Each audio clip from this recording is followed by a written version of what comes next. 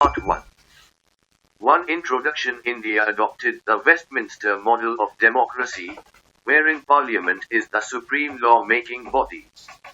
However, it is the executive that has the sole authority and responsibility for the daily administration of the country. It is this branch of the government that executes or enforces the laws made by the Parliament. The President, Vice President, Prime Minister, Council of Ministers, and the Attorney General form the Union Executive. A similar structure operates at the level of states too, wherein the Governor, Chief Minister, Council of Ministers, and the Advocate General form the State Executive. 2. President. The cabinet form of government usually has two executives, one, the real head, and other, the titular or ceremonial head. It is the President, who is the titular head in India. His office is largely ceremonial in nature. Such a titular head is needed because the President's office can be considered above party politics, and is a symbol of unity, integrity and solidarity of the nation. B. As the life of Council of Ministers is uncertain and subject to it enjoying majority in the Lok Sabha, there has to be an office, with a fixed term, to ensure continuity in administration. C. An additional reason in the context of India is federalism. Members of state legislative assemblies also participate in the President's elections, and hence the President can be said to represent the states too, apart from the Union. According to Article 52, there shall be a President of India who would be the head of the Union Executive. Here, the word shall mean that there would always be a President of India. The post shall never lie vacant. It cannot be abolished.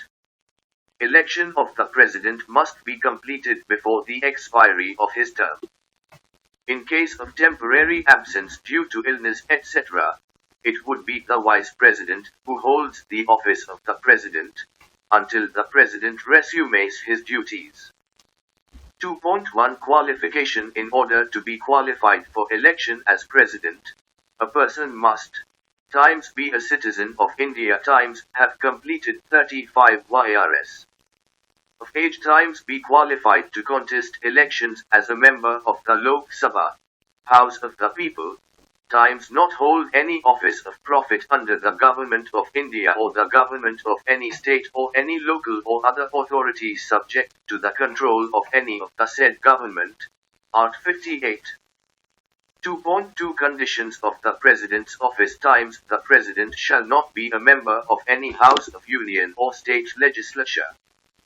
This implies that if such member is elected as President, he shall be deemed to have vacated his seat in that House on which he enters upon his office as President.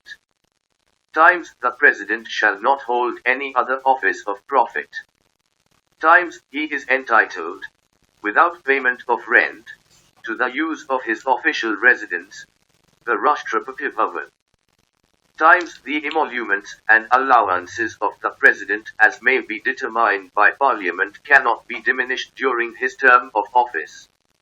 2.3 Term of office. Student notes. The President holds the office for a term of 5 years from the date on which he enters upon his office. However, the President's office may terminate within the term of 5 years, in either of the following two ways. A. By resignation in writing under his hand addressed to the Vice President of India. B. By removal for violation of the Constitution, by the process of impeachment. Art 56. The only ground for impeachment specified in Art 61(1) is violation of the Constitution, to be discussed in detail later. 2.4 Election procedure. The President of India is elected by indirect election, i.e. by an electoral college, in accordance with the system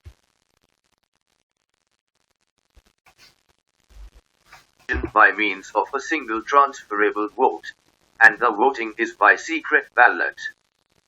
2nd April 2001 Electoral College. The Electoral College consists of 1 elected members of both the Houses of Parliament, 2 elected members of Legislative Assemblies of States, 3 elected members of the Legislative Assemblies of the Union Territories of Delhi and Puducherry, included by 70th Constitutional Amendment Act, 1992.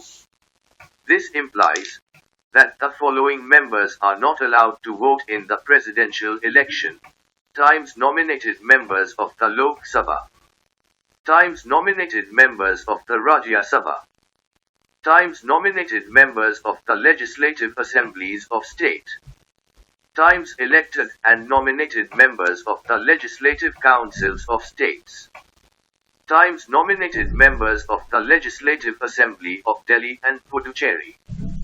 The Parliament has powers to regulate by law the matters relating to the elections of the President and the Vice President, VP. As per the Presidential and Vice Presidential Elections Act, a candidate, to be nominated for the office of the President, needs 50 electors as proposers and 50 electors as seconders. Elector here implies the member of the President's Electoral College, for his or her name to appear on the ballot. As far as practicable, there shall be uniformity of representation of the different states at the election, according to the population and the total number of elected members of the Legislative Assembly of each state, and parity shall also be maintained between the states as a whole and the Union. Art. 55. In this way, the President shall be a representative of the nation as well as a representative of the people in the different states.